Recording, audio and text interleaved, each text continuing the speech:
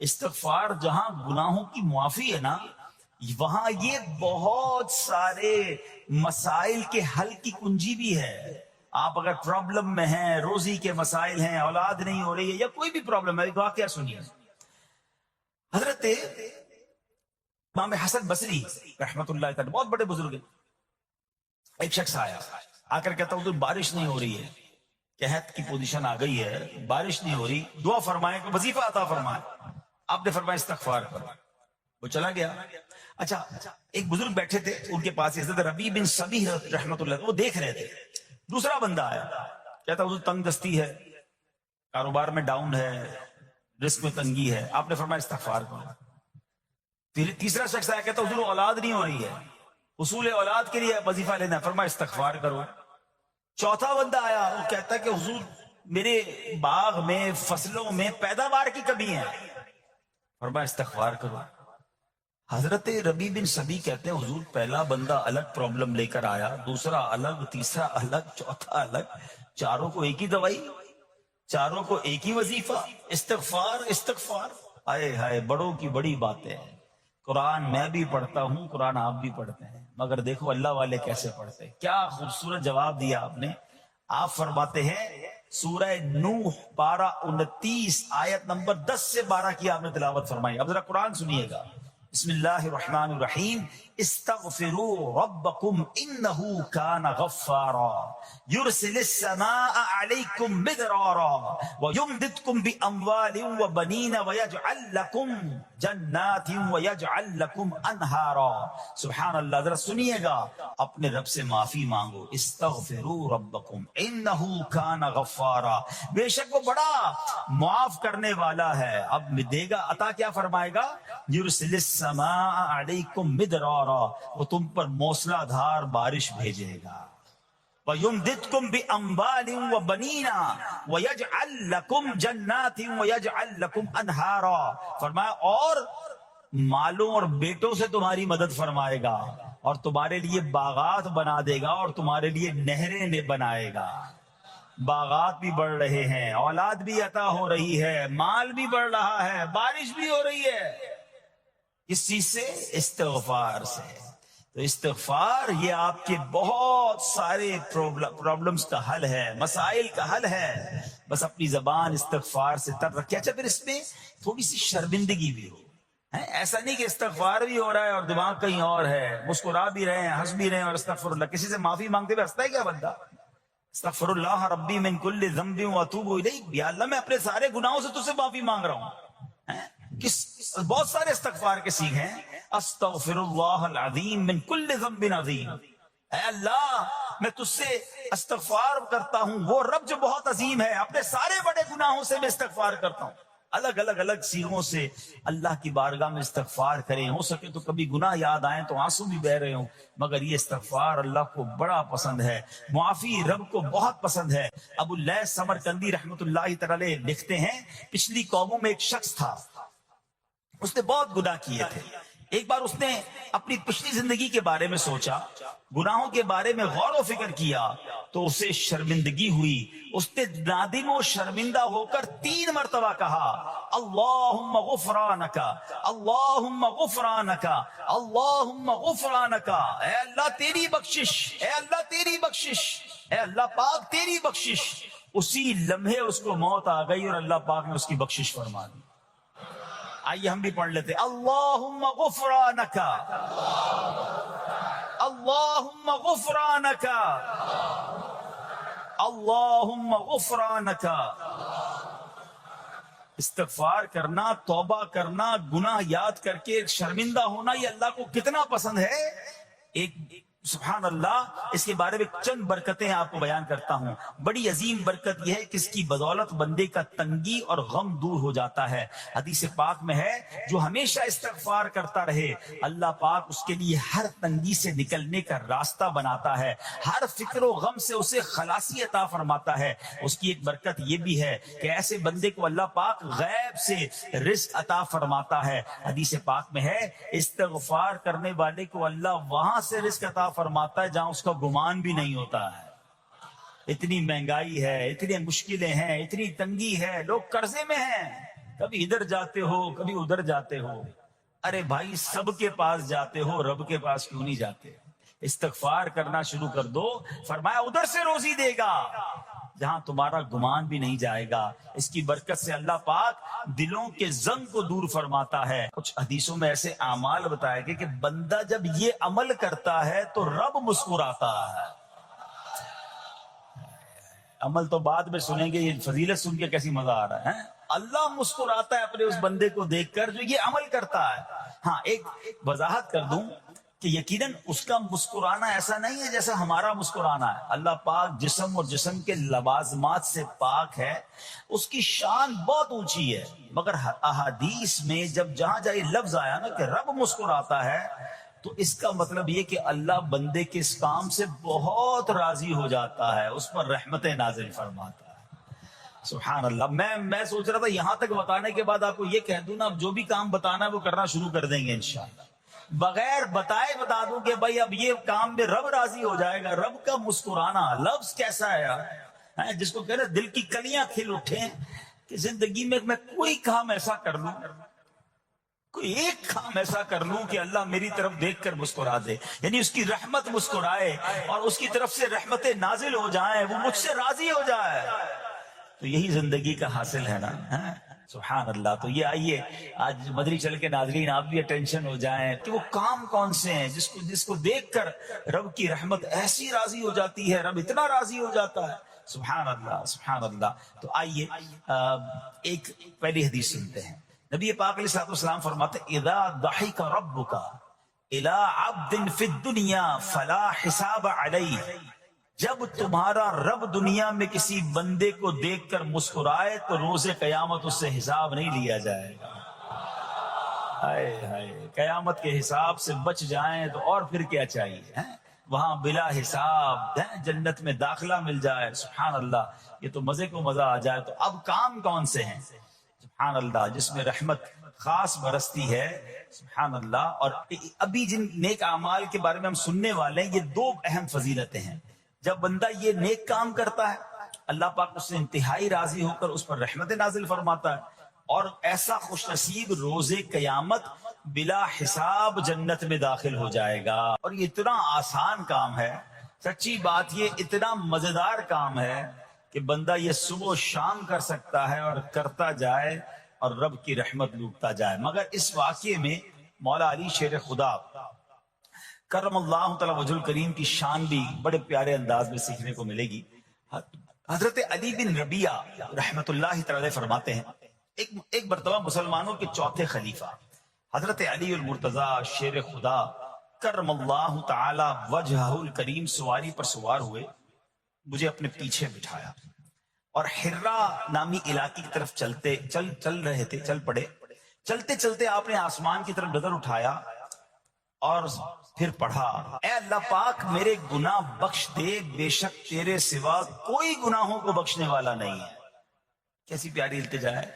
تو نہیں بخشنا یا اللہ, تیرے سوا کون ہے, تیرے سوا گناہوں کو بخشنے والا کوئی نہیں ہے.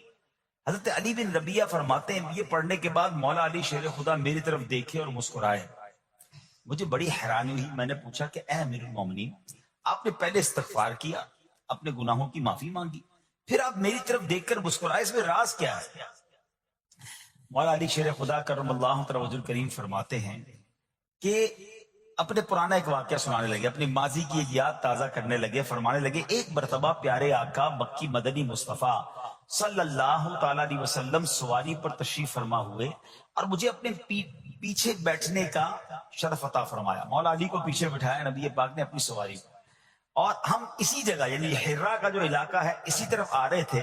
اور چلتے چلتے میرے آقا علیہ الصلوۃ والسلام نے آسمان کی طرف نگاہ اٹھائی اور فرمایا اللہم اغفر لی ذنوبی انہ لا یغفر الذنوب احد غیرک, اے اللہ میرے گناہ بخش دے, بے شک تیرے سوا کوئی گناہوں کا بخشنے والا نہیں ہے.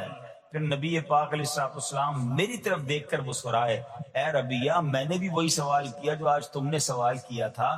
علی بن ربیعہ نے سوال کیا تھا نا کہ آپ مسکرائے کیوں. نبی پاک علیہ الصلوۃ والسلام سے مولا علی نے سوال کیا کہ حضور آپ نے پہلے استغفار کیا پھر آپ مسکرائے. تو نبی پاک علیہ الصلوۃ والسلام نے فرمایا اے علی, جب بندہ اللہ پاک سے گناہوں کی معافی مانگتا ہے اللہ پاک اس بندے سے خوش ہو کر مسکراتا ہے. بس اللہ پاک کے اسی مسکرانے کی وجہ سے میں مسکرایا ہوں. اچھا، اس پر بات کرتے ہیں کہ استغفار کتنی کمال کی چیز ہے، اللہ کی کتنی پسند کی چیز ہے.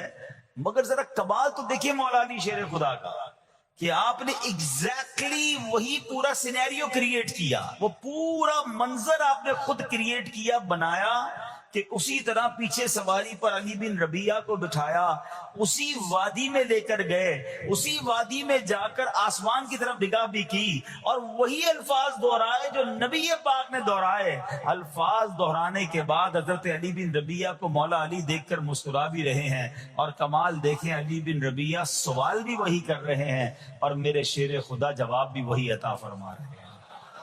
ہائے ہائے، کیسا نبی پاک سے محبت کا انداز ہے. ایچ اینڈ ایوری اسٹیپ، ایک ایک قدم کو صحابہ فالو کیا کرتے، ہمارے اسلاف فالو کیا کرتے ہیں. مسکرایا بھی نبی پاک نے، جس مقام پر جس انداز میں، وہ وہاں جا کر ویسے ہی مسکرا رہے ہیں. گویا یہ بتا رہے ہیں، یہ نہ پوچھو میں کیا کر رہا ہوں، کسی کی ادا کو ادا کر رہا ہوں.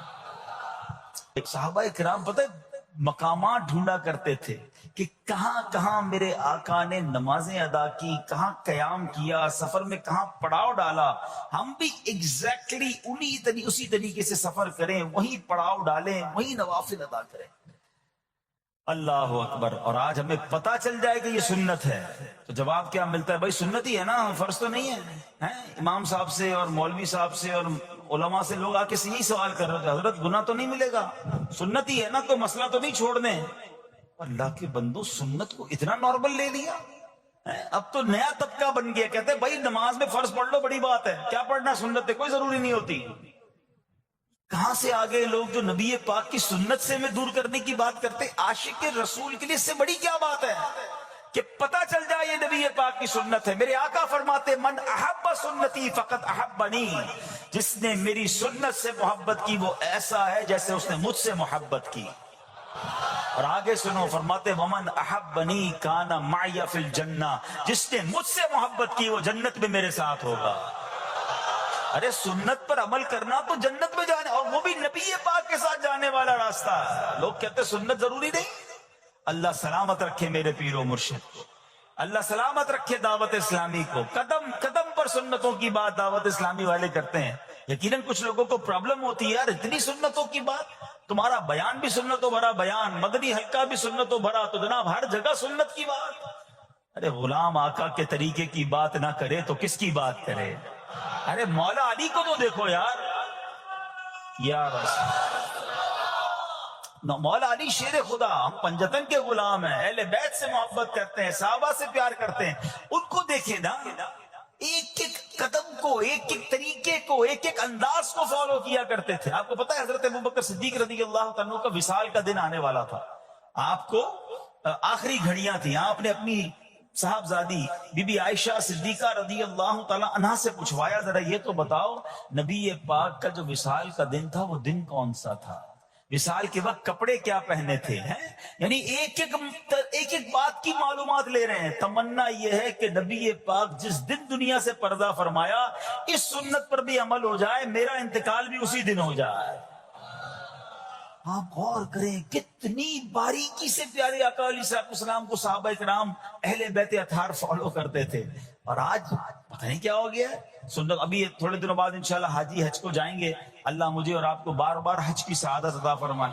حج کے دنوں میں ایک ہی سوال ہوتا ہے، مینا کی راتیں سنتی ہے نا، نہ گزاریں تو حضرت پہ دم تو نہیں ہو جائے گا. ارے تمہیں صرف دم کی فکر ہے؟ گئے کس لیے حج پہ؟ میرے آقا نے اگر خیموں میں مینا کے میدان میں رات گزاری تو عاشق رسول کے لیے تو اس سے بڑی راتیں کون سی ہوں گی؟ قدم قدم پر پیارے آقا کے طریقے کو فالو کرنا چاہیے. حاجی کو ایک ہی فکر ہوتی ہے بھائی دم تو نہیں لگ جائے گا، مولوی صاحب اور کوئی رعایت بتا دیں. ارے ہم گئی عبادت کرنے، سنتوں پر عمل کریں، مستحبات پر عمل کریں، بزرگوں کی اداؤں کو ادا کریں تاکہ زیادہ سے زیادہ برکتیں لوٹ کر آئیں. تو بہرحال اب آتے ہیں واپس اسی عمل پر. کیا عمل ہے؟ جس کو دیکھ کر رب بھی مسکراتا ہے. دوبارہ عرض کر دوں کہ اللہ کا مسکرانا وہ جسم اور جسمانیت سے پاک ہے، اس کی رحمت برستی ہے، اس کی رضا مل جاتی ہے. اور وہ کس بات پر رضا ملتی ہے؟ کہ جب بندہ اللہ سے معافی مانگتا ہے تو اللہ اس کے معافی مانگنے پر بہت راضی ہو جاتا ہے. سبحان اللہ. اللہ پاک ایسے بندے سے بہت خوش ہوتا ہے. کہ وجہ پتہ کیا ہے؟ وہ فرماتا ہے دیکھو میرا بندہ جانتا ہے کہ اس سے گناہ ہوا ہے اور یہ بھی جانتا ہے کہ میرا مالک بخشنے والا ہے. اللہ کی رحمت سے مایوس نہیں ہونا ہے. گناہ ہو گیا اب فوراً توبہ کرنا ہے, استغفار کریں. سبحان اللہ. اللہم اغفر لی, اللہم اغفر لی, یہ پڑھنے کی عادت بنائیں. ٹھیک ہے, اور اس کے معنی بھی ہمیں پتا ہونا چاہیے کہ یا اللہ مجھے بخش دے, یا اللہ مجھے بخش دے. اور سبحان اللہ, ہو سکے تو استغفار کے اور بھی الفاظ ہیں, استغفر اللہ, استغفر اللہ. ہمارے شجرہ قادریہ طاریہ میں سید الاستغفار لکھا ہے, وہ پڑھنے کی عادت بنائیں. کم از کم 100 بار تو دن میں استغفار کریں نا. اے کاش کہ ہم استغفار کرنے والے بن جائیں. آئیے پیارے اسلامی بھائیوں, اللہ کو معافی مانگنا, دل سے پکارنا کتنا پسند ہے. میں آپ کو ایک بہت ہی خوبصورت واقعہ بتاتا ہوں, اور یہ واقعہ ہے حضرت موسیٰ علیہ نبینا علیہ السلام کا. اللہ پاک نے حضرت موسیٰ علیہ نبینا علیہ السلام نے ایک بار اپنی مناجات میں عرض کیا, یا اللہ, یا رب. اللہ پاک کی طرف سے جواب آیا, لبیک یا موسیٰ. آپ نے عرض کی, یا اللہ تو میرا مالک ہے, تو خالق ہے, میں تو تیرا بندہ ہوں. ارشاد ہوا, مجھے یہ پسند ہے کہ جب مجھے کوئی میرا بندہ یا رب پکارے تو میں اسے لبیک کہہ کر جواب. اللہ فرما رہا ہے, حضرت موسیٰ نے عرض کی, یا رب کیا یہ ہر موتی بندے کے لیے ہے؟ کیا ہر نیک آدمی کے لیے ایسا ہے کہ جب تجھے وہ پکارے تو لبیک فرماتا ہے؟ سنو, اللہ فرماتا ہے ہاں, بلکہ ہر گناہگار بندے کے لیے بھی ہے. حضرت موسیٰ نے عرض کی, یا اللہ فرما بردار تو تیری اطاعت کرتا ہے, وہ بات تو سمجھ آ رہی ہے, گناہگار پر یہ کرم کس وجہ سے؟ اے ہائے, سنو میرے رب کیسا کریم ہے. فرماتا ہے, اے موسیٰ اگر میں بھلائی کرنے والے کو اس کی بھلائی کا بدلہ دوں اور برائی کرنے والے پر اس کی برائی کی وجہ سے احسان نہ کروں تو میرا جود و کرم کہاں جائے گا؟ اللہ فرماتا ہے میرا پھر کرم, میری رحمت کس لیے ہے؟ برائی کرنے والا بھی, گناہ کرنے والا بھی مجھے پکارتا ہے, میں اسے بھی لبیک کہہ کر جواب دیتا ہوں. حضرت موسیٰ علیہ نبینا علیہ السلام کو ایک بار وحی نازل ہوئی کہ اے موسیٰ فلاں علاقے میں جاؤ, ہمارا ایک نیک بندہ اس کا انتقال ہو گیا ہے, جا کے اس کو غسل دو, اس کو کفن دو اور اس کا جنازہ پڑھو. حضرت موسیٰ وہاں پہنچ گئے, اور جب وہاں جا کر آپ نے لوگوں سے کہا کہ مجھے فلاں بندے کے پاس لے جاؤ جس کا انتقال ہوا ہے, مجھے غسل دینا ہے, کفن پڑھنا ہے, جنازہ پڑھنا ہے.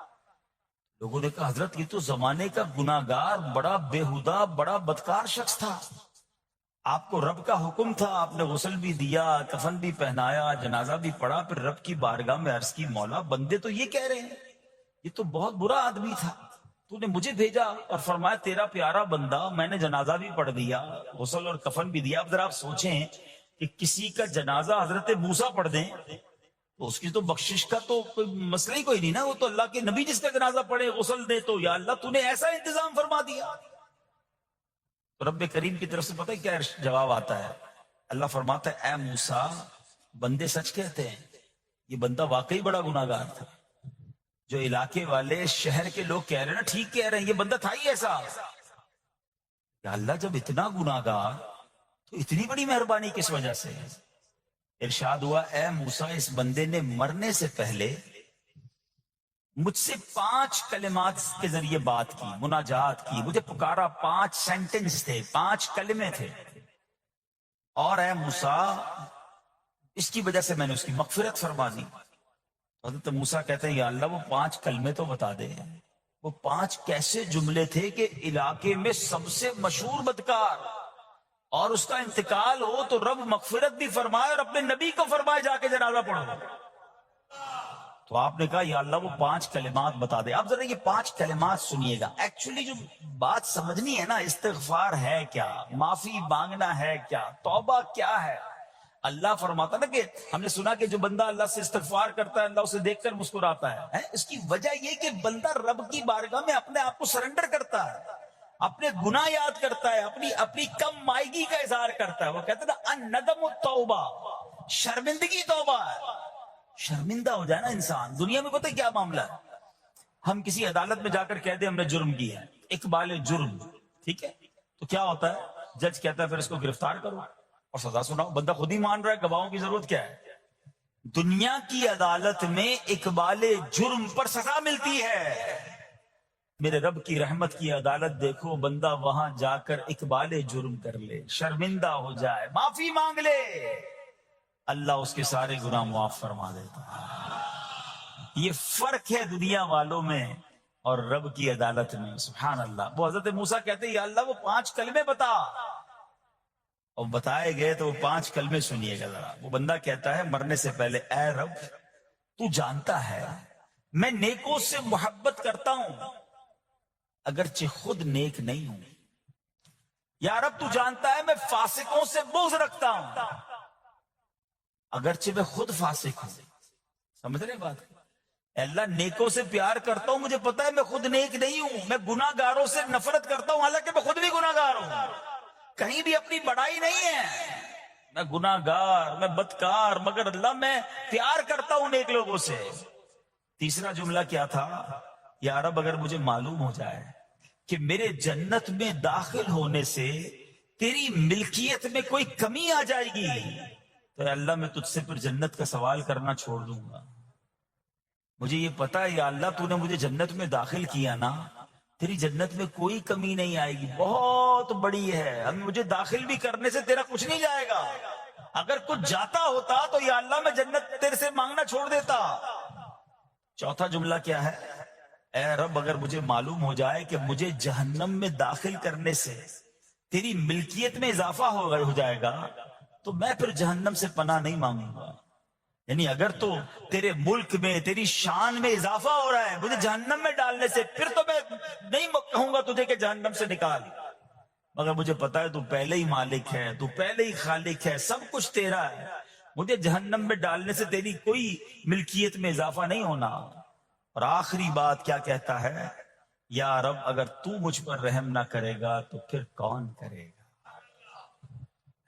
اللہ فرماتا ہے اے موسیٰ میں نے اس پر رحم کیا، یہ میرے کرم کے لائق تھا، میرے کرم کے لائق نہیں تھا کہ میں اسے ناکام لوٹا دیتا، جب اس لیے کلمات کہے تو میں نے اسے درگزر فرمایا، اس کی مغفرت فرما دی، اور میں ہی بخشنے والا مہربان ہوں۔ تو اے میرے پیارے اسلامی بھائیوں، آج وہ کام سیکھ کے جانا ہے، سمجھ کے جانا ہے، جس کو جو بندہ کرتا ہے تو رب کی رحمت گویا مسکراتی ہے، وہ یہ ہے کہ اللہ سے معافی مانگتے رہیں، استغفار کرتے رہیں، اللہ کو راضی کرنے کی کوشش کرتے رہیں، اپنے گناہوں پر ندامت رکھیں کہ جو معافی مانگتا ہے نا اللہ اسے بہت پسند فرماتا ہے۔ حدیث پاک میں آتا ہے التائب من الذنب کمن لا ذنب له، گناہوں سے توبہ کرنے والا ایسا ہے جیسا اس نے گناہ کیا ہی نہیں ہے۔ اچھا اب ایک اور بہت پیارا عمل جس کو دیکھ کر اللہ مسکراتا ہے، وہی میں نے تو تفسیر بتائی کہ اللہ کی رحمت راضی ہو جاتی ہے اور اللہ کی رحمت برستی ہے، رب راضی ہو جاتا ہے۔ نبی پاک علیہ الصلوۃ والسلام نے فرمایا 3 بندے ہیں اللہ پاک انہیں دیکھ کر مسکراتا اور کیا ہوتا ہے؟ فرمایا اور بہت خوش ہوتا ہے۔ اب وہ 3 بندے کون سے ہیں؟ چیک کر لیں ہم ان میں ہیں کہ نہیں۔ فرمایا نمبر 1 وہ بندہ جو رات کو اٹھے، بستر چھوڑے، اچھی طرح وضو کرے، پھر نماز پڑھنے کھڑا ہو جائے، اسے دیکھ کر اللہ پاک فرشتوں سے فرماتا ہے اے فرشتوں بتاؤ میرے بندے کو نیکی پر کس نے اکسایا ہے؟ فرشتے عرض کرتے ہیں مولا تو بہتر جانتا ہے۔ اللہ پاک فرماتا ہے ہاں میں جانتا ہوں مگر تم مجھے بتاؤ۔ فرشتے عرض کرتے ہیں اے مالک کریم تو نے اسے ایک چیز یعنی جہنم کا خوف دیا ہے، یہ اس سے ڈرتا ہے۔ اے اللہ تو نے ان کو ایک چیز جنت کی امید دلائی ہے، یہ اس کی امید رکھتا ہے۔ اے اللہ یہی خوف اور امید ہے جس نے اسے رات کی نیند قربان کر کے تیرے حضور کھڑے ہونے پر ابھارا ہے۔ اب اللہ پاک فرماتا ہے اے فرشتوں گواہ ہو جاؤ کہ جس چیز سے ڈرتا ہے یعنی جہنم سے ڈرتا ہے، میں نے اپنے اس بندے کو اس سے امن بخشا، اور جس کی امید رکھتا ہے یعنی جنت کی، میں نے جنت اس پر واجب کر دی۔ رات اٹھ کر جب دنیا سوئی ہو بندہ اٹھ کر تہجد کی نماز ادا کرے، اللہ کی بارگاہ میں آنسو بہائے، اللہ فرشتوں کے سامنے گویا فخر فرماتا۔ دوسرے نمبر پر سنو، فرمایا دوسرا وہ شخص جو حق و باطل کی لڑائی میں شریک ہوا، ثابت قدم رہا یہاں تک کہ شہید ہو گیا، یا اللہ پاک نے اسے فتح عطا فرمائی، اللہ اس بندے کو دیکھ کر بھی مسکراتا ہے۔ جہاد کرنے والے مجاہدین یا تو شہید ہو جائیں یا غازی ہو کر لوٹے اللہ کی رضا کے لیے، اللہ کی رحمت ان پر بھی چھما چھم برستی ہے۔ اور تیسرے نمبر پر فرمایا تیسرا وہ بندہ جو رات کو سفر کرتا ہے، یہاں تک کہ رات کے آخری حصے میں جب کہیں ٹھہرتا ہے تو اس کے ساتھ والے سو جاتے ہیں مگر وہ کھڑا ہو کر نماز پڑھنے لگتا ہے، اس بندے کو دیکھ کر بھی اللہ پاک مسکراتا ہے۔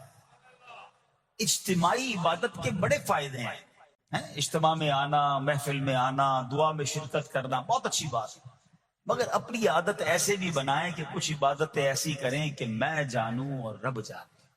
یہ جو رات اٹھ کر دعا کا لطف ہے، رات اٹھ کر جو نماز پڑھنے کا لطف ہے نا، جب ساری دنیا سو رہی ہے اور بندہ اپنے رب کی بارگاہ میں حاضر ہے۔ علماء کہتے ہیں دن کے نوافل کے مقابلے میں رات کے نوافل افضل ہیں، کیونکہ رات سکون ہوتا ہے، رات رکت قلبی ملتی ہے، سبحان اللہ، رحمت الہی چھما چھم برستی ہے۔ ہمیں کیا کرنا ہے کہ رات تہجد کی نماز کی عادت ڈالے۔ رمضان میں بن گئی تھی نا، سحری کے لیے اٹھتے تھے تو لوگ تہجد پڑھتے تھے، اللہ کرے کہ یہ عادت بن جائے، کبھی کبھی، اگر ہر روز نہیں ہو سکتا کم از کم کبھی کبھی کریں۔ اچھا اگر ایسی کوئی عبادت ہو بھی جائے نا تو پھر سب کو بتائیں نا کہ رات اٹھا تھا تو جناب دعائیں بھی کی تو آنسو بھی بہائے، نہیں، کبھی کبھی ایسا کیا کرو کہ میں جانوں اور رب جانے، اللہ سے باتیں کیا کرو۔ میں آپ کو صحیح بتاؤں، آپ مجھے ایک بات بتائیں، یہ تو آپ نے سن بھی لیا کہ اللہ کی رحمت کس قدر برستی ہے اس پر، زندگی میں بھی جب کبھی ہم پریشان ہوں اور رات نیند نہ آئے، کبھی کبھی ایسا ہوتا ہے پریشانی میں نیند نہیں آتی، کروٹیں بدل رہا ہوتا انسان، اور اس کروٹ بدلتے بدلتے میں آپ کی جب والدہ حیات ہوگی یا ماشاءاللہ جن کے پاس ماں موجود ہے، ماں جیسی ہستی کہاں ملتی ہے پھر، ایک بار اور سن لو، دنیا کی بہت ساری چیزیں میرے اور آپ کے پاس ہیں جو ریپلیسیبل ہے، جو بدلی جا سکتی ہیں۔ موبائل فون لیتے ہیں بڑی خوشی سے لیتے ہیں، مگر نیا ماڈل آتا ہے تو لوگ بدل لیتے ہیں۔ سواری لیتے ہیں بڑی خوشی ہوتی ہے، مگر جب نئی سواری آتی ہے تو ریپلیس بدل دیتے ہیں، ماڈل نیا آ گیا بھائی، اب وہ پرانی لگتی ہے۔ مگر یاد رکھو ماں باپ چلے جائیں نا، اس کے بعد ماں باپ دوبارہ نہیں ملتے، ان کا کوئی نیا ورژن یا نیا ماڈل نہیں ہے تو ان کی قدر کر لو، ان کی دعائیں لے لو، ہیں تو بہرحال آپ کبھی کبھی تکلیف میں ایسا ہوا ہو کہ رات کو نیند نہ آئی ہو، بے قرار ہو کر ماں کے پاس گیا، آنکھوں میں آنسو لے کر کہ ماں میں پریشان ہوں، بیمار ہوں یا قرضے میں ہوں یا فلاں پرابلم ہے۔ ماں نے کیا کیا تھا؟ کروٹ بدل کر سو گئی تھی کہ بیٹا تو جان تیرا کام جانے، یا ماں خود بھی بیدار ہو گئی، سینے لگایا اور دعا کرنا شروع کر دی؟ بھائی ہم روئے تو ماں بھی روئی، یہ ہے نا ماں۔ میری تکلیف، ایسا لگتا ہے کہ مجھے کبھی کبھی یہ فیصلہ کرنا مشکل ہوتا تھا کہ تکلیف مجھے زیادہ ہوتی ہے میری تکلیف میں، میری والدہ کو زیادہ ہوتی ہے، بیمار میں ہوں تکلیف اسے، یہ رشتہ کہاں ملتا ہے؟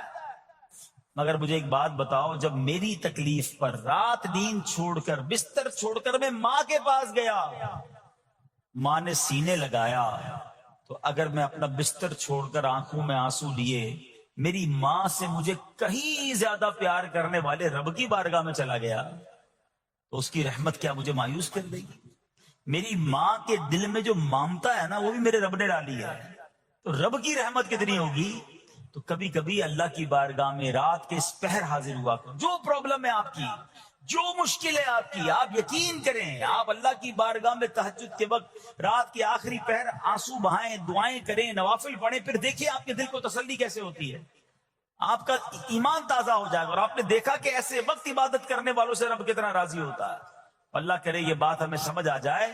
اسی طرح عظیم صحابی حضرت عبداللہ ابن مسعود رضی اللہ تعالیٰ سے روایت ہے، پیارے آقا مکی مدنی مصطفیٰ صلی اللہ تعالیٰ علیہ وسلم نے فرمایا، ایک بندہ رات کو اٹھتا ہے، اچھی طرح وضو کرتا ہے، پھر اللہ پاک کی حمد کرتا ہے، اس کی بزرگی بولتا ہے، اپنے نبی علیہ الصلوۃ والسلام پر درود پڑھتا ہے، قرآن کھول کر پڑھنا شروع کر دیتا ہے، یہ وہ بندہ ہے جسے دیکھ کر اللہ پاک مسکراتا ہے اور فرماتا ہے، دیکھو میرا بندہ عبادت کر رہا ہے جبکہ اسے میرے سوا کوئی نہیں دیکھ رہا ہے۔ اللہ، یہ کاش ہمیں عادت مل جائے کہ ہم اکیلے میں عبادت کریں، انفرادی عبادت کریں، میں جانوں میرا رب جانے، کبھی تلاوت کریں، کبھی درود پڑھیں، کبھی دعائیں کریں، کبھی آنسو بہائیں، سبحان اللہ، اس کا مزہ ہی اور ہے۔ ہاں کبھی ایسا ہونا چاہیے. ہم محفل میں عشق رسول کے عالم میں رو بھی پڑتے ہیں, مدینے کی یاد ہو, نعت شروع ہو تو ہماری آنکھوں میں آنسو آ جاتے ہیں, یہ بھی اچھی بات ہے. کاش انہی تصورات میں آنکھیں بند ہوں کہ میں سو جاؤں یا مصطفیٰ کہتے کہتے, میں سو جاؤں یا مصطفیٰ کہتے کہتے, کھلے آنکھ صلی علی کہتے کہتے. جو مدینے کے تصور میں سوتے ہیں نا, پھر خواب میں زیارت بھی کر لیتے ہیں. خواب کا ایک فینومینا یہ بھی ہے, آپ جس چیز کے بارے میں سوچتے ہوئے سوتے ہیں نا, عموماً گندی باتیں دیکھ کر, گندی چیزیں دیکھ کر سوتے ہیں, پھر ایسے ڈراؤنے خواب بھی آتے ہیں, انہیں ٹینشن بھی آتی ہے. فلموں میں بھی ماردار دیکھی, خواب میں بھی لڑائی جھگڑے دیکھ رہے ہیں. جو مدینے کی یادوں میں سو رہا ہے, جو باوضو سو رہا ہے, جو اللہ کا ذکر کر کے سو رہا ہے, جو نوافل پڑھ کے سو رہا ہے, پھر دیکھو خواب میں بھی کہاں کہاں کی سیر کرے گا انشاءاللہ. تو اپنی خلوتوں کو اچھا کریں, اپنے اکیلے وقت کو بھی خوبصورت کریں, آنسو بہائیں. اور سبحان اللہ, تہجد پڑھنے والوں کے چہروں پر نور بھی آ جاتا ہے. ہاں, یہ ایک الگ نعمت انہیں ملتی ہے, اللہ نصیب فرما دے. اچھا, ایک اور خوبصورت کام ہے, اللہ کریم جنہیں دیکھ کر مسکراتا ہے. فرمایا, حضرت ابو سعید خدری رضی اللہ تعالیٰ فرماتے ہیں, رسول ذیشان مکی مدنی سلطان صلی اللہ تعالی علیہ وسلم نے فرمایا, 3 بندوں کو دیکھ کر اللہ پاک مسکراتا ہے. وہ قوم جو نماز میں صفیں سیدھی کرتی ہے, اور وہ بندہ جو اللہ پاک کی راہ میں جہاد کرتا ہے. تیسرا وہ بندہ جو رات کے اندھیرے میں عبادت کرتا ہے. انہیں دیکھ کر اللہ پاک مسکراتا ہے. جہاد والی بات اور رات والی عبادت کی بات تو ہو گئی. اب اس میں نئی بات سیکھنے کو ملی, صفیں درست کرنے والی. اب روز نماز پڑھ رہے ہیں, صفیں درستی کر رہے ہوتے, امام صاحب کہہ کے تھک جاتے, کاندھے سے کاندھا ملائیں, صفوں کو سیدھا کریں. صفوں کو سیدھا کرنے والوں کو دیکھ کر رب کی رحمت مسکراتی ہے, رحمت برستی ہے. اب یہ کتنا آسان کام ہے, مگر اس کی طرف بھی توجہ نہیں ہوتی ہے. یاد رکھیے کہ صفیں سیدھی کرنا یہ بڑی نیکی ہے, اور اللہ کرے کہ